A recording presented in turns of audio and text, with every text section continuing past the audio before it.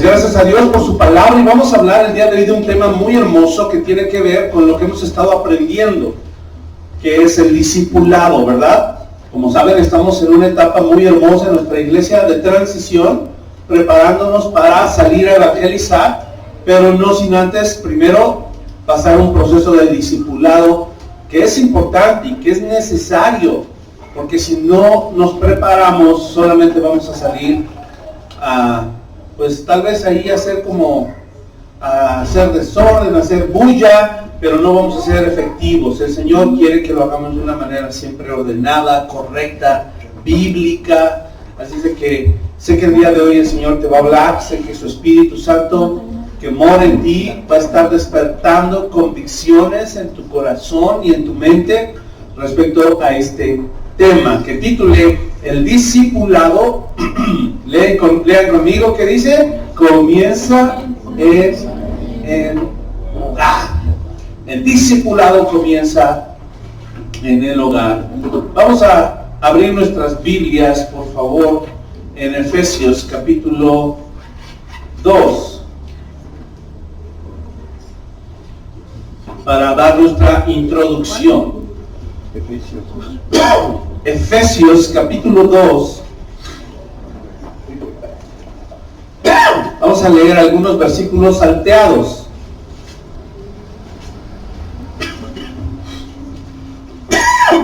Dice así la palabra de Dios, Efesios 2, verso 3. Dice: entre los cuales también todos nosotros vivimos en otro tiempo en los deseos de nuestra carne. Fíjate, Efesios 2 empieza diciendo cómo estábamos antes. Y lo primero que dice es que estábamos en los deseos de nuestra carne, luego haciendo la voluntad de la carne y de los pensamientos. Y éramos por naturaleza hijos de ira. Aquí específicamente se refiere a la ira de Dios. Éramos hijos de ira, o sea, el objeto de la ira de Dios. Lo mismo que los demás, dice ahí. Verso 12, saltémonos hasta el verso 12.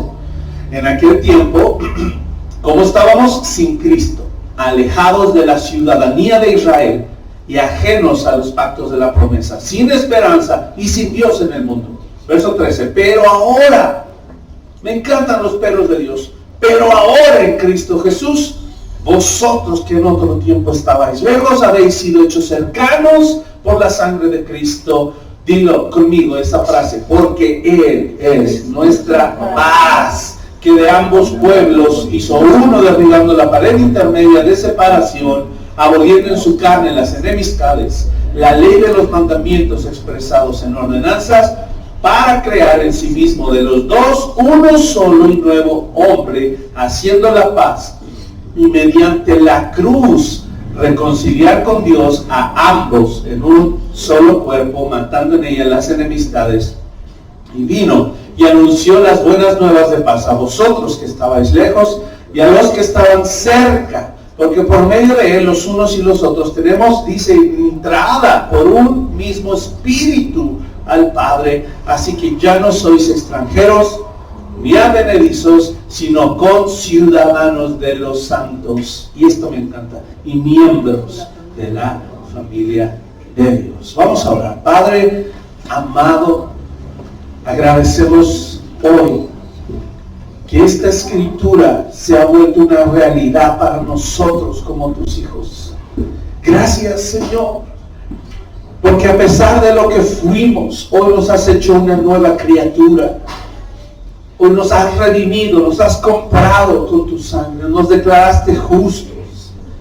Y Señor, hoy nos has abrazado y nos has tomado, nos has adoptado como tus hijos. Somos miembros de tu familia y eso nos da privilegios, pero también nos da responsabilidades. Ayúdanos hoy a entender la importancia no solo del discipulado en la iglesia local, sino de cómo llevar un discipulado efectivo en nuestros hogares.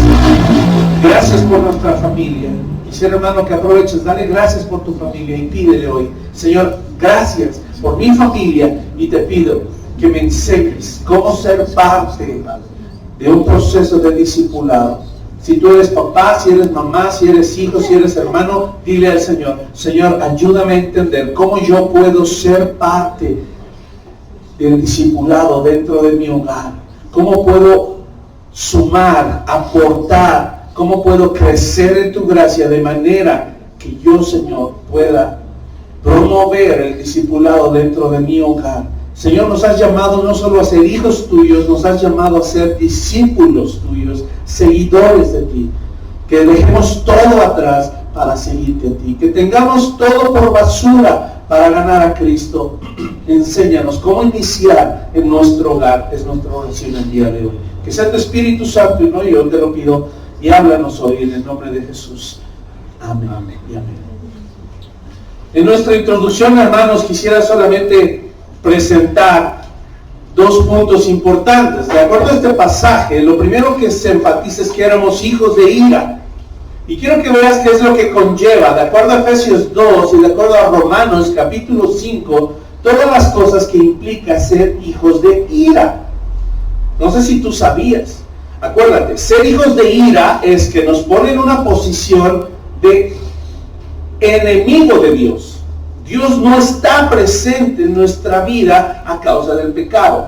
Y quiero que veas todas las cosas que dice Efesios 2 y Romanos 5, ya lo estudias en tu casa, respecto a qué quiere decir ser hijos de ira. Lo primero es que estamos muertos espiritualmente.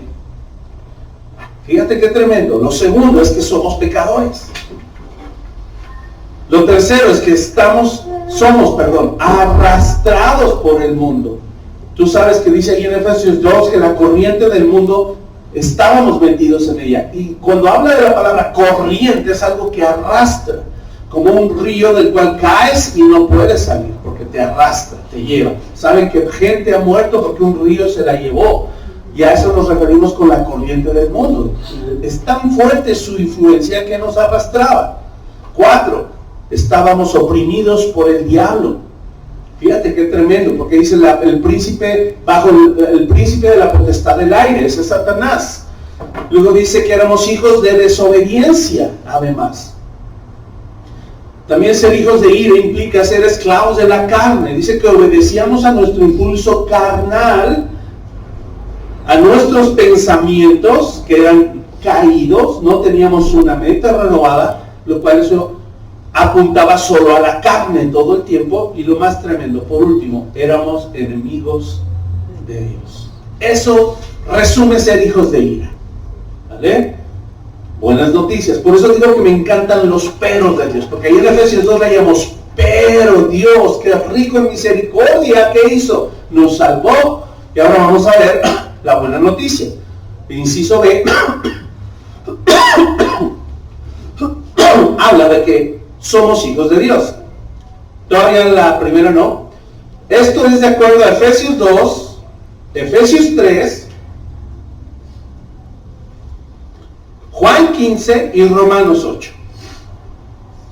Esos pasajes hablan, si bien no todo, lo más general que se habla respecto a los hijos de Dios. Fíjate qué hermosura, contrastando ser hijos de ira.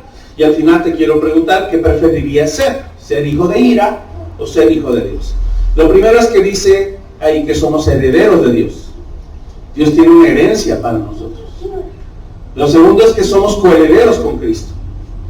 No solo herederos, coherederos al lado de Cristo. De hecho, la Biblia dice que Él es nuestro hermano mayor. ¿Sí o no? Él es el primero entre muchos hermanos. Por eso es que somos coherederos, compartimos la herencia. Además dice que somos miembros del mismo cuerpo, de acuerdo a Efesios capítulo 3. También dice en ese mismo capítulo que somos copartícipes de la promesa en Cristo Jesús. Participamos también de esa promesa. De acuerdo a Juan 15, ¿cómo le llamó Jesús a sus discípulos? Dijo, ya no les llamaré siervos, ahora somos amigos, ¿verdad?, de Dios. También somos conciudadanos. ¿De qué tierra? ¿De Israel? No. Del cielo. Somos ciudadanos del cielo. No sé si te había caído ese 20. Es maravilloso. Y además Y con este es con el que me voy a enganchar al tema. Somos miembros de la familia de Dios. De manera general, sé que son 1000 cosas más, muchísimas cosas más que implica ser un hijo de Dios, pero podemos decir es lo general, ¿sale? Ahora, para los hijos de Dios, amado hermano, hubo un antes y un después. Así como Cristo partió la historia en antes de Cristo y después de Cristo, nuestra vida fue partida en dos. Lo que éramos y fuimos antes de Cristo y lo que ahora somos en Cristo, mientras esperamos su segunda venida, ¿verdad? Así es de que hoy nuestro enfoque primordial es que somos miembros de la familia de Dios. ¿Y cuál es entonces nuestra posición en esta familia? Es la posición de hijos. Hijos viviendo en la casa del Padre. Y esto nos va a llevar entonces al punto 2. Hay un modelo bíblico para la familia de Dios. La familia que Dios pensó está conformada, y nos estamos refiriendo al modelo bíblico de la familia terrenal. Que esto quede claro, ¿sale? El modelo bíblico de la familia terrenal. ¿Cuál es ese modelo? El rol del líder espiritual es el primero. Tenemos al Padre, ¿sale? Eso es lo primero en el modelo de la familia bíblico. Número 2, tenemos a la madre. Número 3, tenemos a los hijos, están allí incluidos. Y a veces omitimos esto, pero es parte de los roles de la familia pensada por Dios. Hay hermanos, que a veces nada más nos remitimos a que el modelo bíblico es padres e hijos, ¿verdad? Pero Dios pensó también que dentro de ese rol hubiera una interacción, no solo padres con hijos, y no solo hijos con padres, que hubiera una interacción entre hermanos, ¿cierto? Eso lo tenemos claro. Ahora, para enfatizar este modelo bíblico, quiero que veamos primero cómo el Señor lo expresó. Sabemos que en el Génesis lo habló, Génesis 1, ¿verdad? Ahí, Génesis 2, el Señor establece el modelo bíblico, pero Jesús lo menciona, por eso no vamos a ir a Génesis. Vamos a Marcos 10, versos 6 al 9. A Jesús le están preguntando respecto al modelo bíblico y le están diciendo, Moisés permitió dar carta de divorcio, ¿verdad? Ahora, nuestra cultura está tan infestada de lo mundano y de lo diabólico, porque el enemigo, acuérdate que él quiere pervertir todos los modelos que Dios ha establecido. Satanás los quiere pervertir. Por eso es que hoy Satanás promueve tanto el que los matrimonios ya no existan, que ya no estén conformados por un papá varón, una mamá mujer, ¿verdad? Está promoviendo desde hace muchos años atrás que ya ni se casen, que no hagan un compromiso legal ni ante Dios, que vivan en unión libre. Está promoviendo cosas tan horribles como el poliamor y aberraciones de ese tipo. Porque él quiere romper el modelo bíblico de la familia. Y Jesús estaba consciente de eso. Hoy, escúchenme, el menor de nuestros problemas es el divorcio. En esta época Jesús estaba hablando solo del divorcio, pero hoy ya tenemos muchos más problemas que solo el divorcio. Así es que quiero que los tengas en mente cuando hablemos de este principio. Verso 6 dice, Marcos 10:6, pero al principio de la creación, varón y hembra los hizo Dios, por esto dejará el hombre a su padre y a su madre, y se unirá a su mujer, y los dos serán una sola carne. Así que no son ya más dos, sino uno. Por tanto, lo que Dios juntó, ¿qué cosa? No lo separe el hombre. Ni el juez debería. ¿Ah? Por eso en nuestra cultura, si nuestra cultura fuera cristiana, más que mexicana, los jueces no divorciarían. ¿Ya?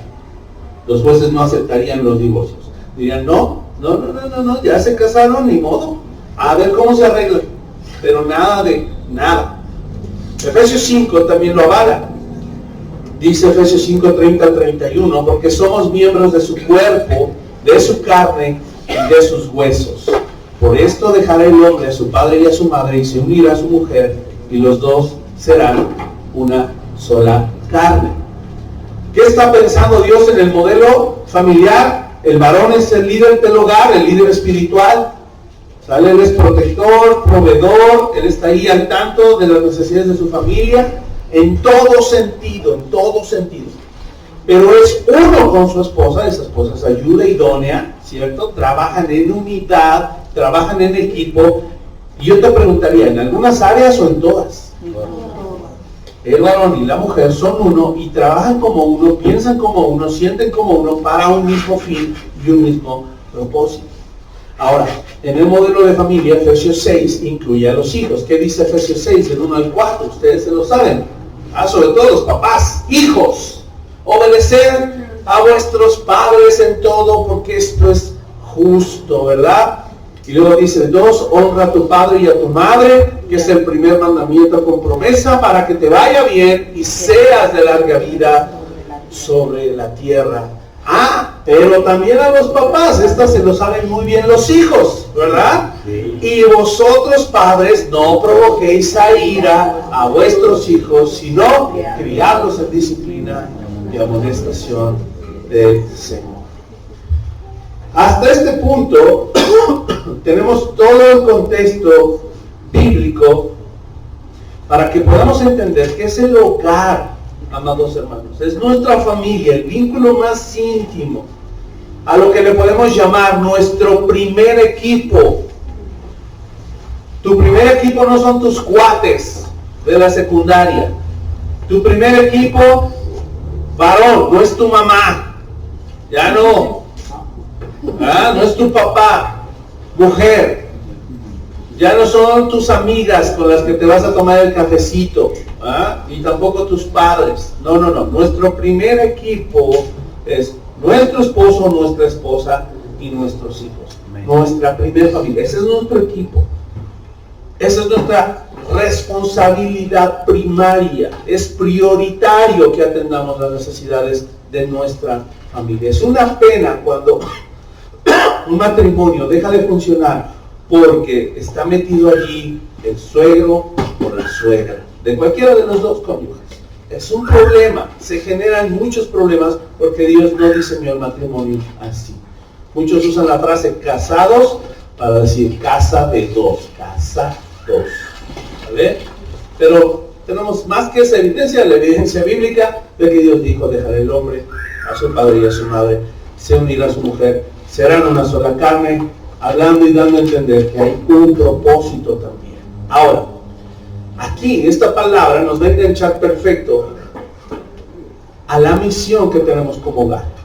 Si tú no estableces una misión en tu hogar, si tú no tienes y adoptas también una visión en tu hogar, y no tienes una estrategia en tu hogar, que estas tres cosas sean bíblicas, vas a padecer mucho. Vas a estar llevando tu hogar a la deriva, como una barquita que no tiene vela, que no tiene timón, que es llevada por el viento de aquí a allá. El verso 4 de Efesios 6 termina con una frase importante. Dice: padres, no provoquen a ira a sus hijos, y esta frase es lo importante, sino criadlos en disciplina, escucha, y amonestación del Señor.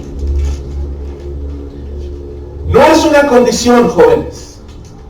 No quiere decir que si tus padres no hacen bien su trabajo, no quiere decir que aún así no debas obedecer y no debas honrar. Pero si el papá y la mamá lo hacen bien, va a haber buenos resultados. De entrada no va a haber ira en el corazón de los hijos. De entrada no va a haber corazones heridos, no van a estar exasperados, no van a tener el corazón cerrado. ¿Por qué? Porque papá y mamá se están encargando de atender la necesidad más importante, que es la espiritual. Esta palabra disciplina tiene su origen en la palabra discípulo. Es la misma raíz. Y cuando tú buscas lo que significa la palabra discípulo en el griego original, viene de la palabra matete. Y yo he explicado ya en algunas veces pasadas lo que esta raíz significa. Matete es la raíz para la palabra matemáticas también.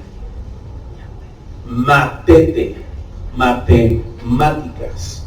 Y matete, que es discípulo, básicamente significa seguir las enseñanzas, a base de ejercicios y ejercicios y ejercicios y ejercicios. ¿Cómo se aprenden las matemáticas? A base de ejercicios y ejercicios y ejercicios y ejercicios.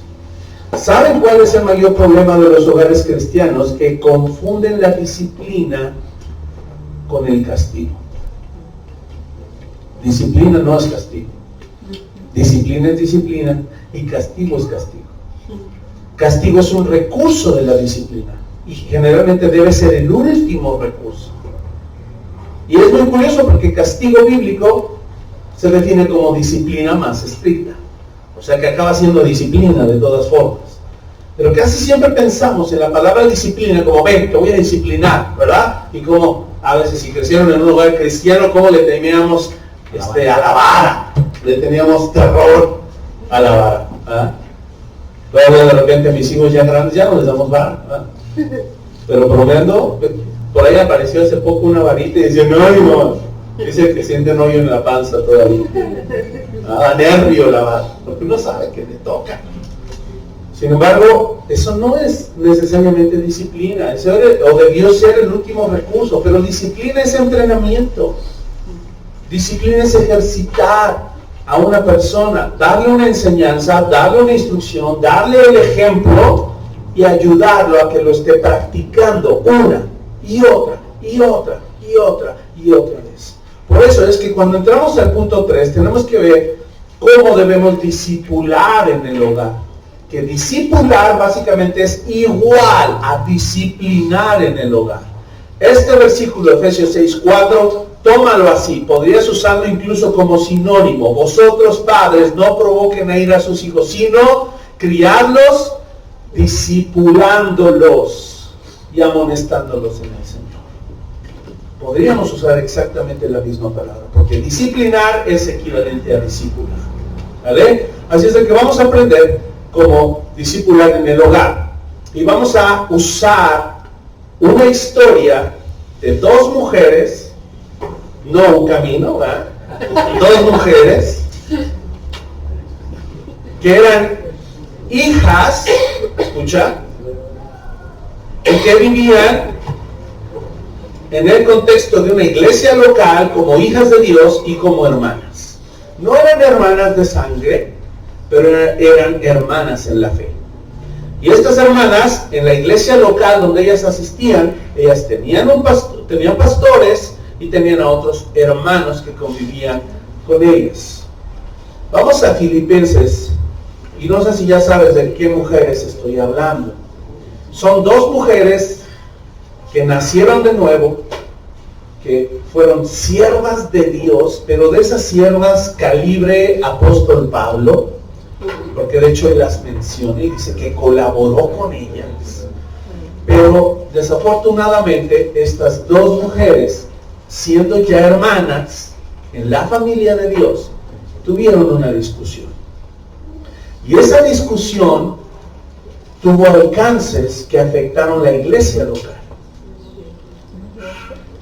¿Cómo se debió haber abordado? Más bien, ¿cómo se abordó esa situación? Con discipulado, es decir, con disciplina y amonestación del Señor. Pareciera ser, escucha, no lo dice, pero pareciera ser que la carta a los filipenses tuvo la intención de que esta carta fuera para estas dos mujeres. No lo dice, pero por el texto y por el orden en el que Pablo fue escribiendo los 4 capítulos, parece que prácticamente le dirigió esta carta a estas dos hermanas.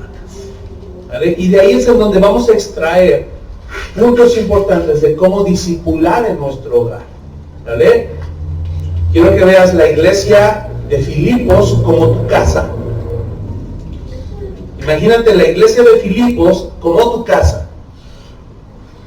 Quiero que te imagines ahí a tus hijos y a ti y a tu esposa ahí en ese hogar, y de ahí es donde vamos a extraer los principios, ¿vale? Estas mujeres son Evodia y Síntique. ¿Cuántos han oído hablar de ellas? Dos mujeres fieles, pero que se peleaban. ¿Vale? Vamos a ver. Filipenses, capítulo 1. Y vamos a empezar con nuestro primer punto. Lo que Pablo nos está enseñando respecto a cómo discipular en el hogar. ¿Cómo discipulamos en el hogar? Número 1, viviendo el Evangelio. Tú no vas a poder discipular a tus hijos si tú no crees y no vives el Evangelio. ¿Qué les vas a enseñar? ¿Qué les vas a discipular? ¿Bajo qué preceptos se van a entrenar? ¿Cuáles van a ser los parámetros para entrenarse si tú no estás viviendo el Evangelio?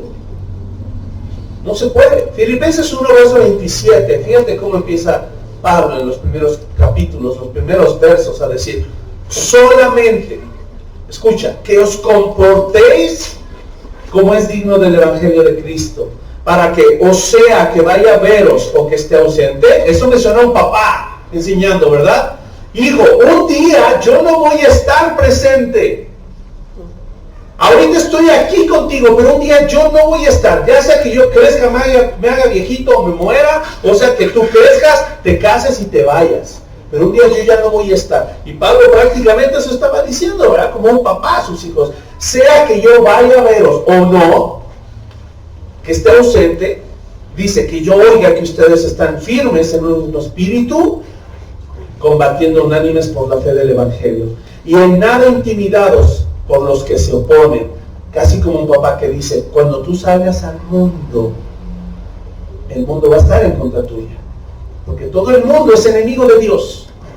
Y cuando tú salgas de esta casa, te vas a enfrentar al mundo. Yo voy a seguir aquí como papá y como mamá, eso le decimos a nuestros hijos, pero ya prácticamente tú vas a estar bajo la autoridad, si es mujer, de tu esposo y tu esposo de Cristo, y si es varón, de Cristo.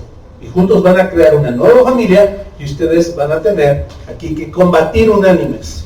Y no se intimiden, dice ahí el verso 28, por los que se oponen, que para ellos ciertamente es indicio de perdición, más para vosotros de salvación, y esto es de Dios. Porque a vosotros os es concedido a causa de Cristo, no solo que creáis en Él, sino que también padezcáis por Él, teniendo el mismo conflicto que habéis visto en mí, y ahora oís que hay en mí. Pablo les estaba diciendo: yo he tenido oposición, me han encarcelado, me han azotado. Ustedes quiero que vivan el Evangelio como yo lo he vivido.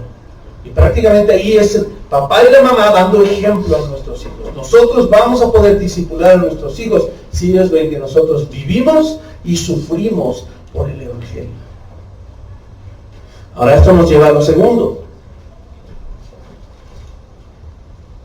combatiendo unánimes por la fe del Evangelio. Lo dice ahí el verso 27, ¿verdad? ¿Lo pones, por favor? Ahí dice el verso 27 al final. Lo primero fue, ¿verdad?, vivir, dijimos, el Evangelio, pero ahora no solo vivir, sino combatir unánimes por la fe del Evangelio. ¿Cómo discipulamos? Combatiendo unánimes por la fe del Evangelio. Unánimes, si estamos hablando del contexto familia y hogar, unánimes, ¿quién? ¿Esposa de hijos? Todos.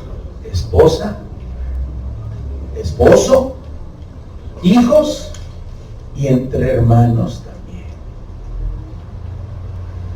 Entre hermanos.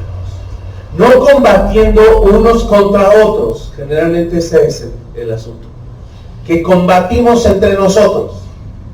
No, aquí dice: combatan unánimes por la fe del Evangelio. ¿A qué se referirá eso?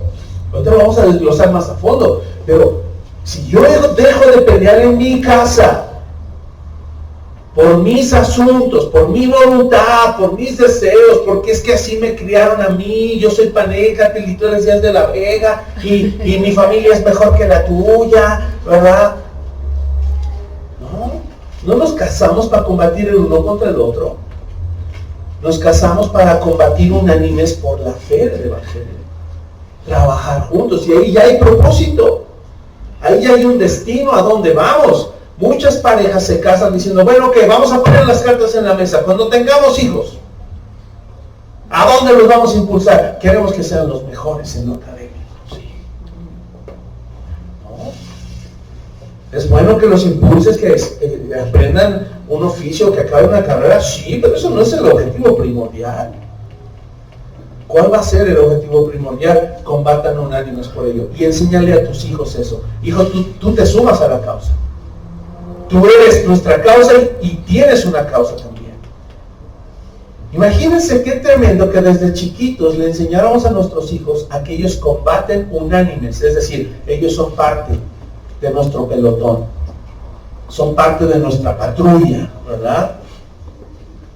Y tenemos la misión de combatir juntos como uno solo por la fe del Evangelio. Si tú haces eso, amado, te comparto una experiencia personal. Cuando tú te encuentres en los momentos más difíciles, más tristes, de mayor debilidad, en donde te sientes derrotado, sabes, vas a poder encontrar la gracia de Dios a través de tu hijo o de tu hija, que se acerca a ti y que te va a decir: papi, ¿estás bien?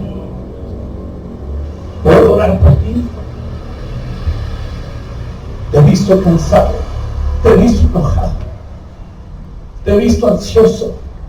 Y que tus hijos, porque se sumaron a la causa, porque desde que eran pequeñitos les dijiste: esta es nuestra causa. Tú ayudas, tú eres un pilar, te estás entrenando para ser un pilar de esta casa y para que cuando salgas seas pilar en tu hogar y cumplas tu rol. Pero si tú aprendes a hacerlo desde que son pequeños, mira, aunque sean grandes, nunca es tarde. Nunca es tarde. Aprovechalo. Nuestro hijo mayor, le quedan 28 días. 28 días son muy valiosos. Y Dios nos ha hecho crecer y aprender tanto en estos últimos meses, que así le hemos querido así. Y llévate esto, y así metiéndole todo a su mochila para que ya se vaya a hacer su vida de matrimonio, ¿verdad? Y te falta esto y te falta lo otro. Y ahí está. Y el Señor ha sido tan hermoso y tan bueno y tan fiel, que nos ha ayudado a descubrir cosas nuevas aún en esta etapa. Entonces aprovéchalos hasta el último día que estén en tu casa para enseñarles a combatir unánimes por la fe. Y eso nos lleva al tercer punto: sirviendo. Escucha, qué hermosura. ¿Cómo discipulamos a nuestros hijos en el hogar? Sirviendo con un espíritu humilde. En casa va a haber problemas. En casa va a haber hijos de diferente carácter, de diferente temperamento. Pero no solo los hijos, papá y mamá son tan distintos el uno del otro, que siempre parece que va a haber rebatinga, ¿verdad? Que siempre todo el mundo va a estar jalando para donde cree que tiene la razón. Y ahí es importante que nosotros podamos encontrar ayuda en el Señor y le digamos: Señor, ayúdame a ser un siervo con un espíritu humilde. Filipenses capítulo 2, verso 1 al 11. Fíjate qué hermoso. Dice así: por tanto, si hay alguna consolación en Cristo, si algún consuelo de amor, si alguna comunión del Espíritu, si algún afecto entrañable, si alguna misericordia, completad mi gozo. Pablo enumeró cosas que debía haber dentro de la iglesia. Y Pablo no solo se refería a eso, porque si hoy estamos llevando la enseñanza de la iglesia local a nuestro hogar, se supone, ¿verdad?, que dentro de un hogar deberían estar todas estas cosas: consolación en Cristo, consuelo de amor, comunión del Espíritu. ¿Debe haber afecto entrañable en la familia? ¿Sí? ¿Sí o no? Sí. ¿O debe haber trato áspero? No, afecto entrañable. ¿Debe haber misericordia? Sí, dice, si eso ya está en su familia, dice, completen mi gozo. ¿Cómo? Sintiendo lo mismo, teniendo el mismo amor, y vuelve a decir, unánimes, sintiendo una misma cosa. Todavía no dice qué cosa, todavía no desenmaraña la idea. Y ahorita nos vuelve a dar más pistas. Él dice, nada hagan por contienda o por vanagloria. Hola, matrimonios. Nada hagan por contienda. Que a veces la crianza se vuelve un punto de pleito. Es que tú le permites todo, es que tú lo regañas siempre. ¿Cuál es el problema? Que no vamos a lo que la palabra dice. ¿Sabes cómo se resolverían todos los conflictos? Todos. No hay uno solo. Todos los conflictos matrimoniales. Que tú dejes de pensar lo que tú crees y que tu pareja deje de pensar lo que cree. Y que ahora se pongan a averiguar qué cree Dios, qué piensa Dios, qué dice Dios. Ahí se acaban los problemas. Porque entonces ahí el conflicto ya no sería con la pareja, ahí el conflicto sería con Dios. Pues yo no estoy de acuerdo. Pues no estás de acuerdo con Dios. Pero yo en mi casa serviremos al Señor. Y entonces ahí entra una labor de decir, ¿por qué no? Entonces faltó algo. No llegamos al matrimonio perfectos. No llegamos al matrimonio después de que vivimos un proceso de discipulado intenso de nuestro pastor. Eso no pasa, francamente. No pasa. Así es de que no debe haber conflicto, no debe haber contienda, mucho menos vanagloria. Antes bien, y tarán, presenta Pablo, con humildad, estimando cada uno a los demás como a superiores a él mismo. Si esto rigiera como regla nuestro hogar, ¿verdad? Porque hay de esos cuadritos bien bonitos que compramos en Temo, ¿verdad? En esta casa damos apapachos, besos, abrazos, no balazos, ¿verdad? ¿Por qué no poner ahí, en esta casa no somos orgullosos, somos humildes, ¿verdad? Así tal cual consideramos a otros superiores. En esta casa no miramos por lo propio, miramos por lo de otros. ¡Ah, qué diferencia! Ese sí sería un buen cartel, ¿no? Un buen reto. Mira, no suspires de desaliento. Así de, sí, no, nos debe animar esto, porque ¿qué dice el verso 5? Haya pues, ¿en quién? En vosotros. ¿Qué cosa? Este sentir que hubo también en Cristo Jesús. O sea que podemos sentir igual que Jesús. Sí, eso es maravilloso. Que podamos tener ese mismo sentir de humildad que tuvo Jesús. Verso 6, el cual, siendo en forma de Dios, no estimó el ser igual a Dios como cosa a que aferrarse. Si Cristo se despojó a su divinidad, amado hermano y hermana, tú te puedes despojar de tus ideas, porque además están equivocadas. No pasa nada. No vas a ser menos si te despojas de tus ideas que traías de tu familia, y más si no eran muy bíblicas, si no eran muy cristianas. No te vas a morir, al revés, vas a hacer morir eso para vivir en Cristo, y eso es mucho mejor. Dice que Jesús se despojó a sí mismo. Se despojó literalmente a sí mismo, ¿verdad? Ya no lo enseñaba el hermano Pablo, no de sí, a sí mismo, tomando forma de siervo, hecho semejante a los hombres, y estando en la condición de hombre, se humilló a sí mismo, haciéndose obediente hasta la muerte y muerte de cruz, por lo cual Dios también lo exaltó hasta lo sumo y le dio un nombre que es sobre todo nombre, para que en el nombre de Jesús se doble toda rodilla de los que están en los cielos y en la tierra y debajo de la tierra, y toda lengua confiese que Jesucristo es el Señor, para gloria de Dios Padre. Amado hermano, lo que llevó a Cristo a la exaltación fue la senda de la humildad. Escucha eso y grábatelo. Lo que llevó a Cristo a la exaltación fue la senda de la humildad. Tú y yo debemos identificarnos con Cristo. Y lo que te va a llevar no a la exaltación, lo que te va a llevar a la glorificación, si tú entiendes lo que eso es doctrinalmente, que es acabar tu carrera, recibir un cuerpo nuevo, entrar a la eternidad, lo que te va a llevar a la glorificación es exactamente lo mismo, es la senda de la humildad. Porque alguien que es discípulo tiene que dejar la primera cruz, que se llama orgullo. Perdón, no la primera cruz, tiene que tomar la primera cruz, no dejar, tiene que tomar la primera cruz, que se llama orgullo. Eso debe ser un discípulo. Y por eso cada día, porque un día descubriste que era orgullo, otro día descubriste que era egoísmo, otro día descubriste que era materialismo, otro día descubriste que era mentira, otro día descubriste que... Y así no para el proceso del discípulo. Por Por eso si queremos discipular en el hogar, tenemos que servir con un corazón humilde. ¿Servimos con humildad a nuestra familia o servimos impositivamente? Eso nunca va a funcionar. Deséchalo. Nunca va a funcionar la imposición. El que pensemos que el padre debe ser déspota, que pensemos que el padre debe ser autoritario.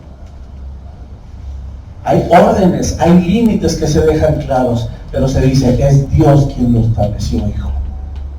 Por eso tu mamá y yo lo obedecemos, por eso tú lo obedeces. Eso no es ser déspota, eso es discipular bíblicamente. ¿Sabe? Deseo a mi familia sirviendo a su Señor con todo su corazón. Deseo ver a mi familia rendida a los pies de Cristo. Entonces dicen sí. Entonces, servir, escucha, con un espíritu humilde, y esto es algo que me encanta, servir con un espíritu humilde provocará que nuestra pareja, o que nuestros hijos, o que nuestros hermanos confiesen que Jesucristo es el Señor. Amén. Esto es lo más hermoso que nos puede pasar. Si tú y yo seguimos la senda de la humildad, vamos a confesar que Él es Señor. Alguien que no sirve humildemente, ¿qué está haciendo? Alguien que sirve, no sería servir. Alguien que se impone con orgullo, con altanería, con prepotencia, con autoritarismo. ¿Sabes qué está confesando? Yo soy Señor. Y esa actitud no puede volver a un padre ni a una madre. No educas a tus hijos y no los disciplinas y no los disipulas porque tú mandes. Eso no va a llevar a tus hijos a doblar su rodilla a Cristo. Pero el que tú seas humilde y seas un siervo de Cristo, eso sí los puede llevar a que ellos confiesen que Jesucristo es su Señor. Amén. Vamos al 4, inciso D. ¿Cómo discipulamos en nuestro hogar? Aprovechando nuestra salvación. ¡Ah, caray! ¿Cómo es eso? ¿Cómo aprovechamos nuestra salvación? Sigue diciendo ahora, pero en el verso 12, ahí mismo, verso 12 y 13. Por tanto, amados míos, como siempre habéis obedecido, no como en mi presencia solamente, sino mucho más ahora en mi ausencia. Ahí Pablo los está elogiando, les dice, no necesitan que yo esté presente para portarse bien. ¿Qué es la frase más famosa que decimos cuando nos vamos de casa y dejamos a nuestros hijos? Por un rato. Pórtense bien. ¿Ah? Y Pablo está diciendo, ustedes ya se portan bien, esté yo o no esté yo. ¿Ah? ¿Cómo se logró eso? Inciso D, aprovechando la salvación. Dice, sino mucho más ahora en mi ausencia, ocupaos en vuestra salvación con temor y temblor, porque Dios es el que en vosotros produce así el querer como el hacer por su buena voluntad. Pablo no está diciendo que nos ocupemos en nuestra salvación con temor y temblor porque la podamos perder. No está diciendo eso, porque ya aprendimos bíblicamente la salvación no se pierde una vez que la obtenemos. Y no la obtenemos por mérito propio, la obtenemos porque Dios nos la dio por gracia. Pero no se pierde. Un creyente nacido de nuevo, genuinamente salvo por gracia, no pierde su salvación. Pablo está diciendo, ocúpate en tu salvación con temor y temblor, diciendo con reverencia, con respeto, valorando tu salvación, valorando lo que Cristo hizo por ti. Tú y yo no aprovechamos algo que no valoramos. Si tú no valoras algo, no lo vas a aprovechar. Si tú no lo valoras, no lo vas a aprovechar. Pablo lo que está diciendo aquí es cómo aprovechar nuestra salvación. Ya la tienes. Escúchame, tú ya tienes tu salvación. La pregunta es, ¿la estás aprovechando? ¿Te estás ocupando de tu salvación? Eso es ocupar. Ocuparte en tu salvación es aprovecharla, maximizarla. ¿Cómo estás maximizando todo lo que Dios ha hecho por ti y todo lo que Dios te ha dado. ¿Cómo? En otra frase, a ver si me cantan más. Estamos sacando los mejores rendimientos de nuestra salvación. Por ahí cuenta un pastor la anécdota de un joven que se subió a un tour en un tren, ¿verdad? Y pagó su boleto de tren. Y cuando llegó ahí se dio cuenta que los alimentos estaban muy caros. Y dijo, chin, ¿qué puedo hacer? No, pues voy a ahorrar mis pesitos porque la verdad no me alcanza. Y pasó un día y no comió nada. Ustedes saben que los viajes en tren son muy largos. Pasó 2 días y ya se estaba mordiendo un brazo el joven. El tercer día del tour dijo, ya no aguanto, no me importa si voy a comer aunque no tenga con qué pagar. Último día de viaje, se atasca y pide y come y se sirve bebida y comida y acaba. Si al fin ya lo comido a nadie me lo quita, ¿verdad? Y en eso ve que se acerca uno de los encargados supervisores y él esperando, ¿verdad? Diciendo, me va a pedir la cuenta. Y le dice, ¿algo más, joven, se lo ofrece? No, le tengo que confesar que no tengo dinero para pagar los alimentos que acabo de comer. Y el encargado le dice, no es necesario, su viaje incluía todos los alimentos.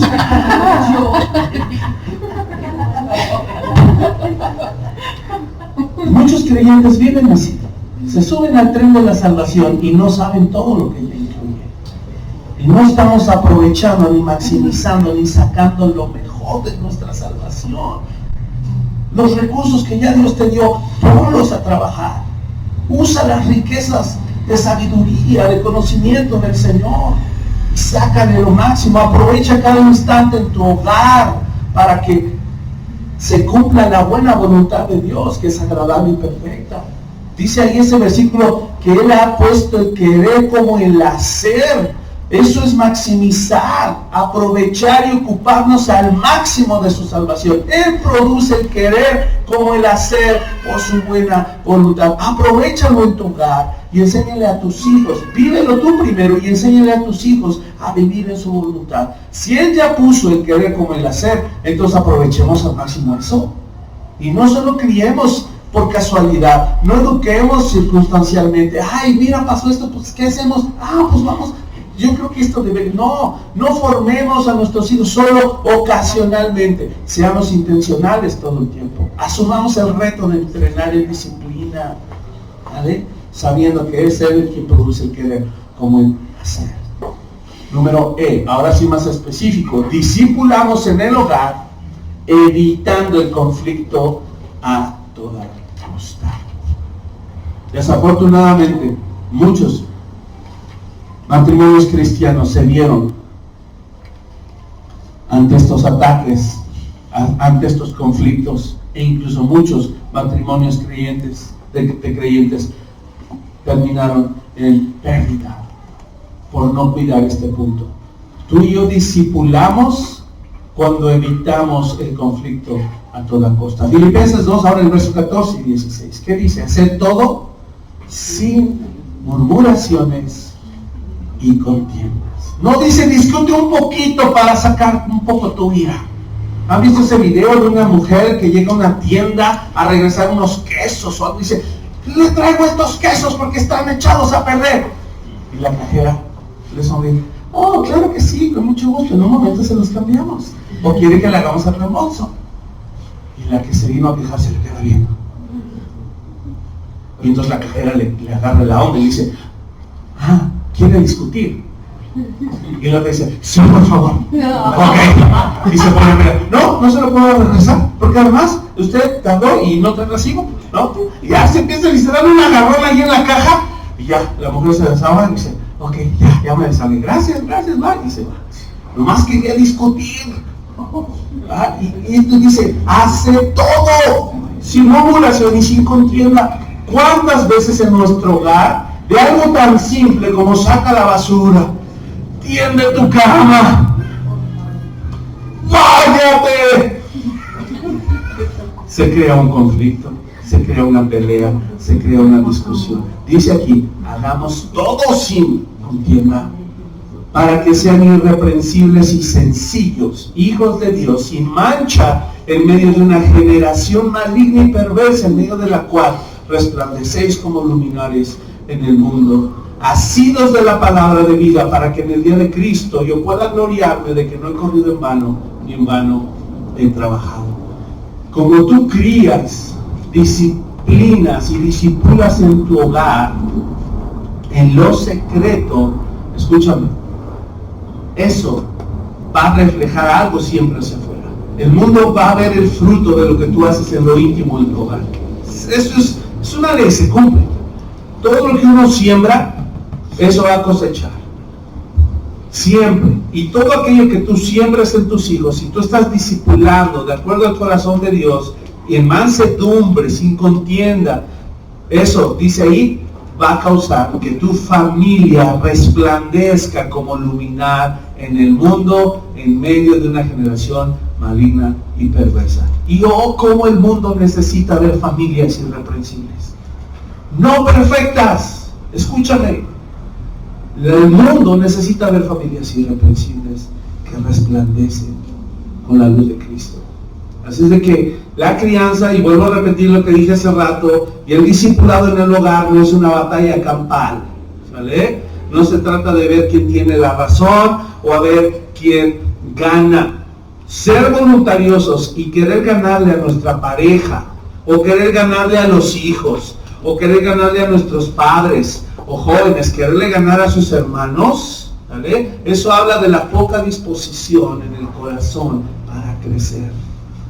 Es de que cedamos ante eso. Si somos conflictivos, ¿qué estamos dando a entender? ¿Qué crees tú que estamos dando a entender si somos conflictivos? Más que eso, más que solo inmaduros. En realidad, cuando alguien es peleonero, todo el tiempo lo único que quiere dar a entender es que quiere hacer crecer su carne y quiere hacer crecer su orgullo, no que Cristo crezca.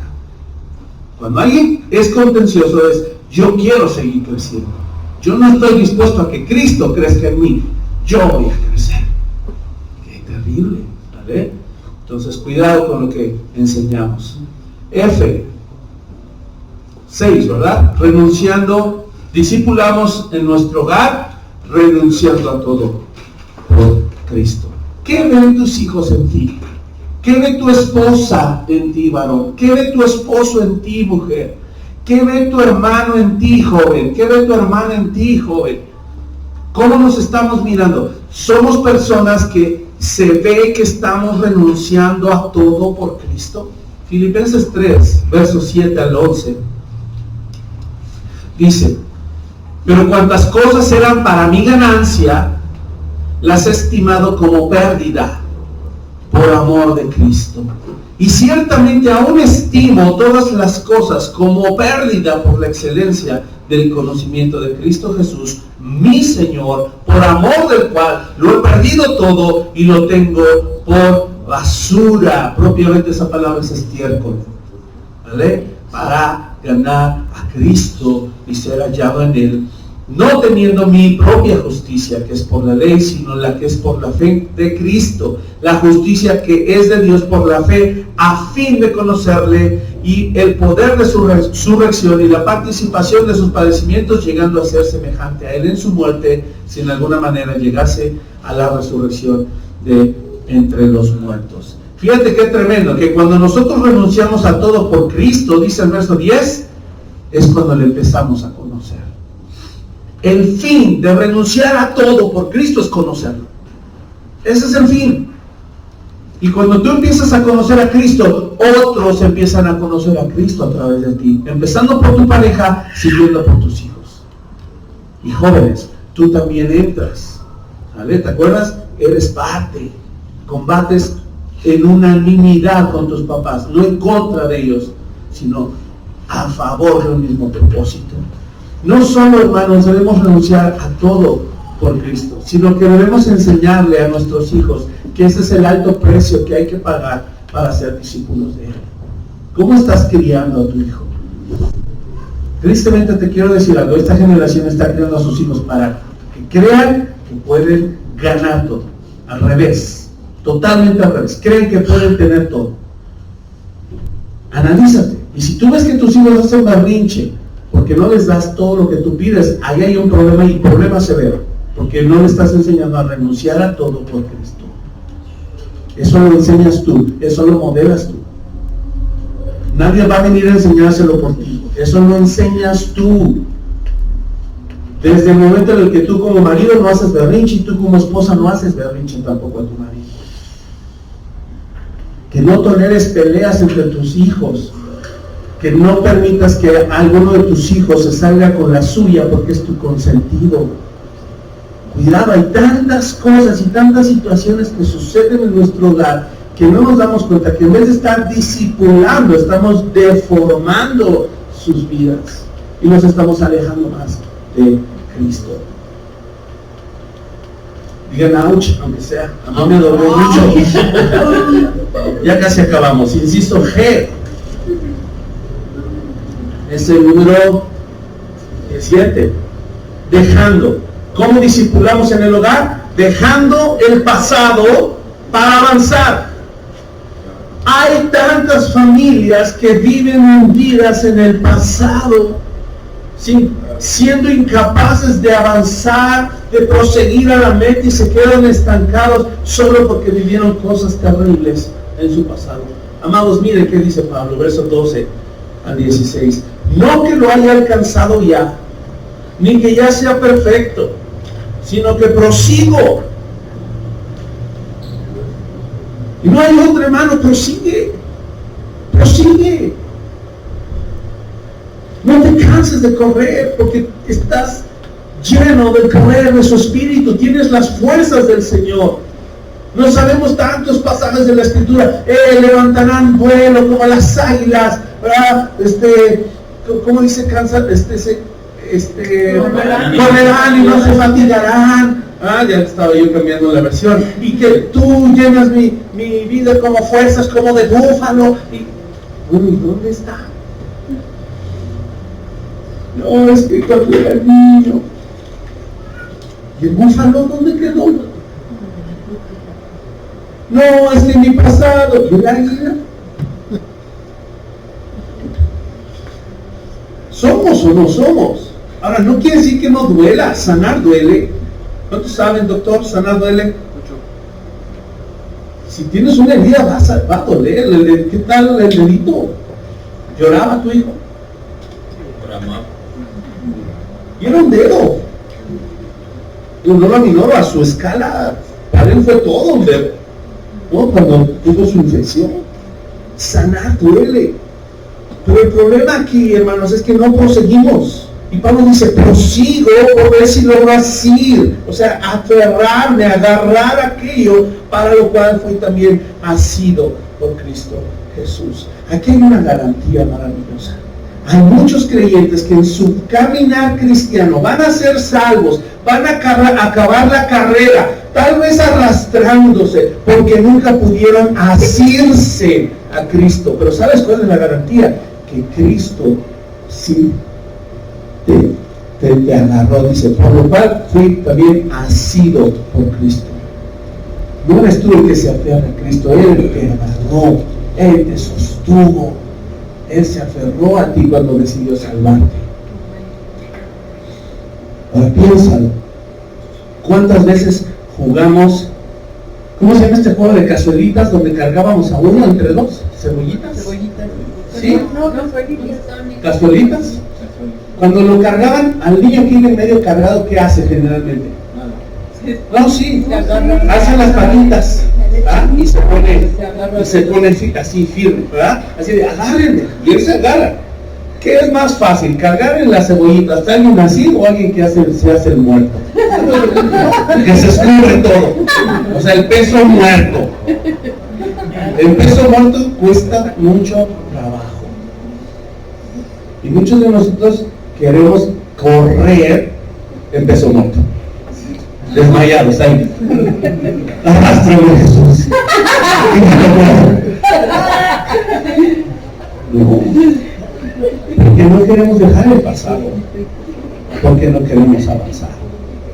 Hermanos, verso 13. Yo mismo no pretendo haberlo ya alcanzado, pero una cosa hago, y aquí está la clave, amado, olvidando olvidando ciertamente lo que queda atrás y extendiéndome a lo que está delante, prosigo a la meta, al premio del supremo llamamiento de Dios en Cristo Jesús. Así que todos los que somos perfectos, esto mismo sintamos. Y si otra cosa sentís, esto también nos lo revelará Dios. Pero en aquello a que hemos llegado, sigamos una misma regla, sintamos una misma cosa. Este último versículo, la versión Palabra de Dios para Todos, mira cómo dice: en todo caso, sigamos viviendo de acuerdo a la verdad que ya hemos alcanzado. No te tires a que te levanten. No te arrastres. Levántate, prosigue y corre. ¿Vale? Ya estás en la verdad presente, gloriosa del Evangelio. ¿Por qué te aferras al pasado? Ese ya murió. ¿Ah? Así es de que ánimo, te animo a seguir discipulando en tu hogar. Y por último, ya acabamos. Ya acabamos. Por último, discipulamos en el hogar teniendo un mismo sentir. Filipenses 4, ahí acaba el último capítulo. Estos 4 capítulos, fíjate. Así que, hermanos míos amados y deseados, gozo y corona mía, estad así firmes en el Señor, amados. No solo sentir, hermanos, sino pensar lo mismo. Cuando dice que tengamos un mismo sentir, en el verso 2, pon atención. Y aquí es donde aparecen Evodia y Síntique. Y es donde nos cobra sentido, porque estas mujeres realmente tenían un conflicto serio. Escucha, lo que significa que estaba habiendo un problema en esa iglesia y ellas ya estaban afectando a sus hermanos, ya estaban afectando a esa iglesia local. Dice el verso 2, ruego a Evodia y a Síntique que sean ¿de qué? De todo mismo sentir. ¿En quién? En el Señor. Ahí está la clave. Ahí está la clave. Hermanos, cuando tenemos un mismo sentir, debe ser en el Señor. Mujeres, cuidado. Cuidado cuando tu esposo deba tomar una decisión y tú digas, pues como que no estoy muy de acuerdo porque la Biblia dice otra cosa, pero como tú en la cabeza yo te apoyo. Cuidado con eso. Ser ayuda idónea no significa aceptar y consentir todo lo que el esposo dice nomás porque es la cabeza. Porque te recuerdo, tu labor de ayuda idónea es cuidar que tu marido esté sujeto a Cristo. Ayudarle a que él se mantenga sujeto a Cristo. Recordarle cuando él se suelta de Cristo que tiene que aferrarse a Cristo, porque él es la cabeza. Si tú avalas decisiones de tu esposo que no son correctas, tomadas en Cristo, tú estás avalando que tu marido los lleve a la ruina. Ten cuidado con eso. ¿Qué se requiere? Mucha sabiduría, mucha prudencia, mucho amor, mucha oración por tu esposo. Varones, lo voy a decir con amor y delicadeza porque yo tengo a mi esposa. Cuando tú consientes actitudes de tu esposa y por hacerla sentir mejor tomas decisiones que van en contra de la palabra, estás cometiendo el mismo pecado que cometió Adán al tomar el fruto de su mujer. Ten mucho cuidado de no tomar decisiones en base a que tu esposa se sienta bien. Sí ámala, sí protégela y sí respétala, pero muchas veces tenemos que aprender a discipular a nuestras esposas y protegerlas de ellas mismas, de sus emociones. Las emociones nunca van a ser un buen parámetro para tomar decisiones en Cristo. El único parámetro que nos va a llevar a un mismo sentir en el Señor, como dice aquí, es la palabra de Dios. Por eso había 2 mujeres que habían en su momento sirvieron al lado de Pablo, ahorita tú lo vas a ver, pero que en sus emociones estaban desbordadas y ya estaban causando un conflicto en la iglesia. Cuidado, varón, si tienes hijas, tienes que aprender a discipularlas. Tienes que aprender a valorarlas. Tienes que aprender a validar también sus emociones. Es válido que se sientan así, pero no quiere decir que tienen la razón necesariamente. Hay que enseñarle a nuestros hijos e hijas también. Los varoncitos también son muy emocionales.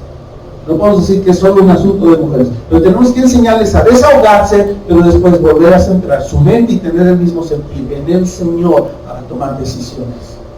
Cuidado con eso. ¿Vale? Evor y Sintique, por favor, les dice Pablo, sean del mismo sentir en el Señor. Y mira, así mismo viene el apoyo, ¿verdad? Así mismo te ruego a ti también, compañero fiel, que ayudes a estas que combatieron juntamente conmigo en el Evangelio. ¡Wow! ¡Qué hermoso! Pablo reconoce el valor de estas dos mujeres. Pablo reconoce la obra de Cristo en estas dos mujeres como sus hermanas y dijo, ellas combatieron unánimes, ¿se acuerdan del punto 2? ¿Sí? Combatieron unánimes por la fe en el Evangelio conmigo. Y por eso llama a alguien más y le dice, compañero fiel, ayúdales a ellas a que tengan un mismo sentir en el Señor. Tener un mismo sentir en la familia, hermanos, en el Señor, es que vas a tener que echar mano de todos los miembros de la familia y decir, vamos a ayudar. Hay veces que papá está quebrado y todos tienen que echarle un montón, ¿verdad? No para atacarlo, para levantarlo. Es decir, vamos a ayudar a su papá en este tiempo. Vamos a estar orando por él, vamos a estar siendo diligentes en nuestra obediencia, vamos a procurarlo, vamos a preguntarle cómo está, vamos a aliviarle la carga. Hay veces que es la mamá la que está viviendo una situación y le llamas a tus hijos, varón, vamos a orar por su mamá, la vamos a apoyar en ese sentido. Hay veces que uno de tus hijos es el que está batallando y le dices a sus hermanos, enfrente del hijo, no hay por qué avergonzarse, hijos, hay que apoyar a su hermano ahorita, o su hermana en esto, está batallando en esta área, vamos a orar por ella, les pido que no hagan esto, que no hagan lo otro, que aquí, que allá, y es donde ajustamos, donde regulamos, donde cortamos cosas o agregamos cosas que faltaban en el hogar. ¿De qué estoy hablando? Cosas como a lo mejor antes en el pasado permitiste que se llevaran pesado, que se pusieran apodos, ¿verdad? Y como lo van creciendo tal vez no sabías, pero eso generó un trauma en alguien, en tu hijo, en tu hija, en tu esposo, en tu esposa, y entonces te das cuenta que hay que hacer, hay que dejar de decirse ese apodo. Punto. Y hay que dejar de tener esas actitudes en contra. Que, pero es que así nos llevamos, es que esta es familia, es que chillón, discúlpame, tener un mismo sentido. Y no sabemos lo delicado que pueden llegar a ser las emociones. Luchamos en contra del otro a veces, llegamos a caer a veces hasta mofarnos, burlarnos y hacer menos a alguien miembro de nuestra familia, cuando Pablo nos dijo, tengan a otros como superiores a ustedes mismos. Y lo más triste que pueda suceder en una familia es que terminen con relaciones rotas, y cuando crecen todos los hijos no se quieren ver entre ellos. ¿Por qué? Porque desde niños se hicieron daño. Pero si hoy tú te das cuenta, estás a tiempo de revertirlo y trabajar y luchar y apoyarse todos en familia, tu primer equipo, como un pelotón combatiendo para que esto se restablezca y se mantenga en unidad, con un mismo fin, con un mismo propósito. ¿Cuál es ese mismo propósito? Ser conformados a la imagen de Cristo. Cristo no pondría un apodo por algún rasgo físico a una persona. No lo permitamos en casa. Y eso y muchas cosas más. ¿Vale? Sigue diciendo en ese mismo pasaje, ya para acabar, regocijaos en el Señor siempre. Otra vez digo, regocijaos. Yo creo que lo digo 2 veces, por uno para Evodia y otro para siempre. ¿Verdad? Así como de, regocijaos. Yo creo que si él no estaba presente, Evodia, regocijaos. Mira. Síndique, regocijaos. Otra vez os digo, regocijaos. ¿Ah? Ya, díganse perdón. Ya no tienen por qué haber un conflicto. ¿Cómo estamos ayudando a nuestros hijos a resolver el conflicto y ser de un mismo sentir en el Señor? A regocijarse. Verso 5 dice, vuestra gentileza sea conocida de todos los hombres, o sea, de todos los miembros de la familia. El Señor está cerca. Por nada estéis afanosos, sino sean conocidas vuestras peticiones delante de Dios en toda oración y ruego, con acción de gracias, y la paz de Dios, que sobrepasa todo entendimiento, guardará vuestros corazones y vuestros pensamientos en Cristo Jesús. Hermanos, el mismo sentir incluye el mismo ánimo, el mismo gozo. Aquí dice que no permitamos que el afán, dice ahí, por nada estéis afanosos, que ni el afán, ni el estrés, ni la preocupación, ni la ansiedad nos dominen. ¿Por qué?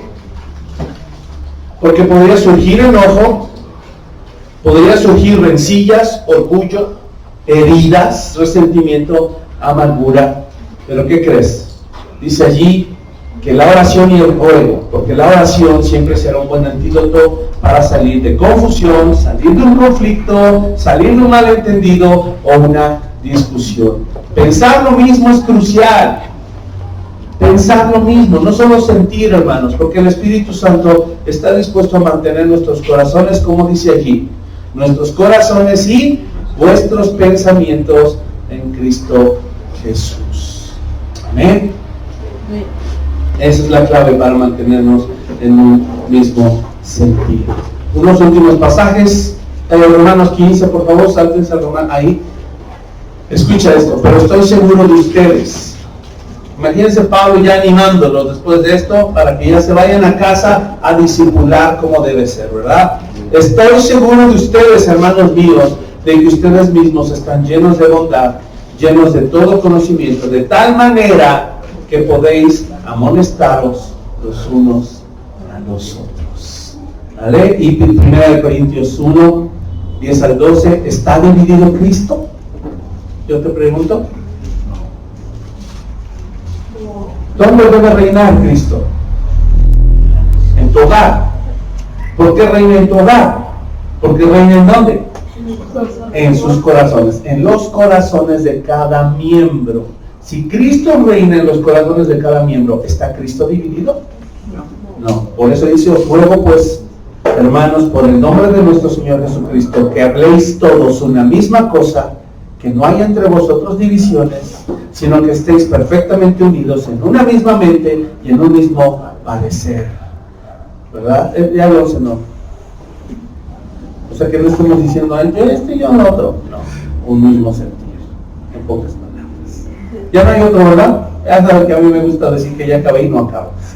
Bueno, ya pueden respirar. Tenemos un gran reto. Vamos a estar enfatizando el discipulado. Vamos a estar enseñando cómo discipular. Y en tu hogar debes empezar. ¿Sale?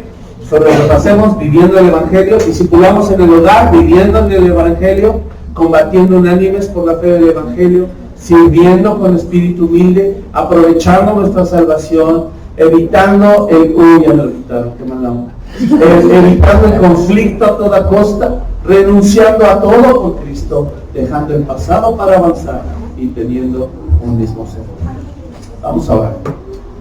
Padre, gracias por tu palabra y gracias por el reto que has puesto ahora para nuestros hogares. Señor, nos corresponde discipular, nos corresponde disciplinar, entrenar, amonestar, corregir en injusticia. Señor, gracias porque hoy nos has dado tu Santo Espíritu, nos has dado tu palabra, nos has hecho tus hijos, miembros de tu familia, y lo mejor de todo, Señor, te tenemos a ti como nuestro Padre, como nuestra guía, como nuestro ejemplo. Tenemos a tu Hijo Jesús como el modelo a seguir, como a lo que aspiramos ser todos, y tenemos la provisión, la garantía, las arras que es tu Espíritu Santo morando en nosotros, guiándonos a toda verdad, intercediendo por nosotros y llevándonos a conocer, Señor, las verdades de tu Evangelio. Por eso estamos agradecidos, porque hoy no nos falta nada en ti y estamos completos. Y sabemos que en tu gracia y por tu gracia podremos cumplir esto en nuestros hogares. Danos sabiduría para implementarlo. Danos valor para corregir lo que está equivocado. Amado, pídele hoy al Señor qué quieres para tu hogar. Si tú quieres ver a toda tu familia rendida a Cristo, siguiéndolo hasta la muerte, pídele, Señor, ayúdame a corregir todo aquello equivocado. Ayúdame a ser valiente. Enséñame humildad para pedir perdón.